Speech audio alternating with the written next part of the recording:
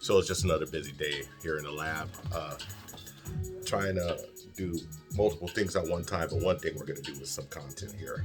And I'm going to talk about leadership right now and why leadership matters. And we're going to use a very popular case, the Joe Budden network. And we're going to look at, just briefly, what's happened with Joe Budden and why it seems like he can't win for losing. So Joe Budden signed a Spotify deal, but before that he was with Complex with Everyday Struggle. And after working a year in Complex, which was a successful, immensely successful hip hop internet show, and it was driven by Joe Budden and DJ Academic, two people with a large fan base coming together, really different views. DJ Academics being like the young trippy hippie, I say trippy hippie, but the young trappy guy, and Joe Budden being an old school boom bap representative of hip hop, coming together. And basically Joe Budden's the old dude who has the kind of older sensibilities, and Academics is the younger guy. This was a match made in heaven, and what happened? Ratings were through the roof, but something happened there and Joe imploded, so he left Complex, right? Of course, Joe, being narcissistic as he does come off, and maybe he's not this way, had very little introspective like what happened, and basically said that they weren't treating the creators correctly. So he went and he signed a deal with Spotify for his podcast, the Joe Budden podcast. Absolutely amazing with Joe Budden, Rory, and Mal. And this seems like Joe Budden was in his wheelhouse. He was comfortable. He was in control of everything. But this itself also imploded. And why did it implode? I'm not saying that things come to an end naturally. So I'm not saying that the implosion itself is Joe Budden's fault, but he even went on the air and said, hey, you know what? This imploded because I failed at leadership, at telling people their deal or listening to it or easing their anxieties.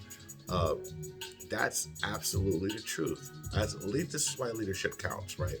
No matter what, when you're dealing with other people, if you're their leader, you're responsible not to treat them how you want to be treated, but to treat them how they want to be treated. And if Rory and Mal wanted to see the books, I would have just said, like, look, let your lawyer call my lawyer and let the accountants work it out. I would have kept it away from being personal. But here's the problem. He goes on the air every time in public and airs his dirty laundry. And that makes for great content, but shitty friendship. And so if you consider people friends, I would never do business with the guy. If I wanted to be his friend, I wouldn't do business with him. I think that having a non-personal professional relationship with him can be fine, because you can just go by the contract. When the contract's over, the contract's over. And if you try, and I think he fulfills his contracts because he's very scared of being sued. Now, the newest problem and the newest lack of leadership is that Olivia Dope has left the Joe Budden Podcast Network. Now, when Joe Budden left Spotify, he started a podcast network because the Spotify deal, he said, felt like he was worth more. That's his prerogative, right? I've always believed that you should get what you believe your value is. So he leaves Spotify because he believes it's worth more, and he has the Joe Budden Network, and he launches 2 podcasts, women driven, because he wants a safe place for women. He wants to pick up women, but really, I think it was just hot at the time, So what happens? Olivia Dope leaves with accusations of on-air and off-air sexual harassment. Now, here's the problem. Joe Budden is at the center of it again. He is the person who did it. And I'm a Joe Budden fan. I'm a fan of the podcast, but I have to sit back and call a spade a spade. It is your responsibility as a leader not to get involved in that type of shit. I am seriously involved and at the center of 3 businesses. In each of those businesses, I interact with women. And let me tell you something. When I interact with women, I make sure that it's understood that there is no underlying weirdness or sexual tension between us. When I go close to a woman, I say, hey, excuse me, ma'am, I'm in a business setting. Is it okay if I'm right here? I got to get close to you to do this. That's not being over the top sensitive. That's being professional. Also, as a leader, you have to listen to people's anxieties and attempt to ease it, but also draw the line. And Joe Budden failed at that. So what happened? What has happened as a result of this? If you watched the Joe Budden Network before, he was powered by and tolerated by Cash App. And that's a lucrative ass deal, right? Cash App is a lucrative deal. Everybody uses it. It's well known. And Cash App is something that's used by the hip hop generation, right? I mean, everybody has a Patreon, has a Cash App. Podcasters have a Cash App as a way to bring in revenue. Joe Budden has a Cash App and he has a Patreon deal. And what happened? After the Olivia Dope situation, Cash App pulled its sponsorship. And so now the Joe Budden Podcast Network has lost a major sponsor. Are they going to get more sponsors? Sure.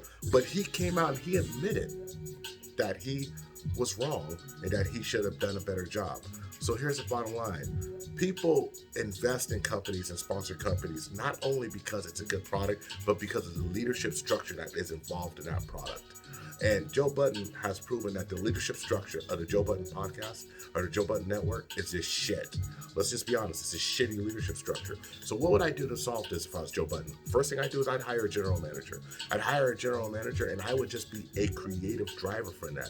Now, I don't know if he can afford this because he did lose a major sponsor, but if he can hire a general manager to run the day-to-day business and just let him be a creative.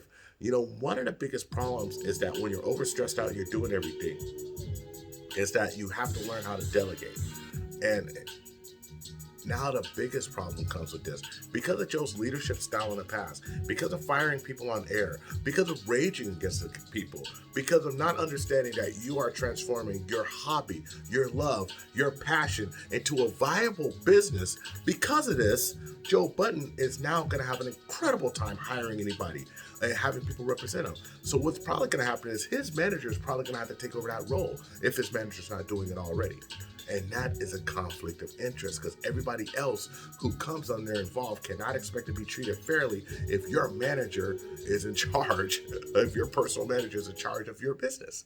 I mean, so if I was working for you or if I was partnering with you, I would say I want somebody neutral who can arbitrate this. So it's just really messy right now. And I really don't see a lot of ways for the Joe Budden network to become what it should become. Now, there's a lot of people who may disagree or may not disagree, but leadership matters, and leadership has been at the center of every problem this person has, and it's his personal leadership. And something else, I'm so sick and tired of people taking accountability after the fact. You know, I have to stop a lot of times when I'm interacting with people, and I haven't always been good at this. As a matter of fact, I've been horrible at it before.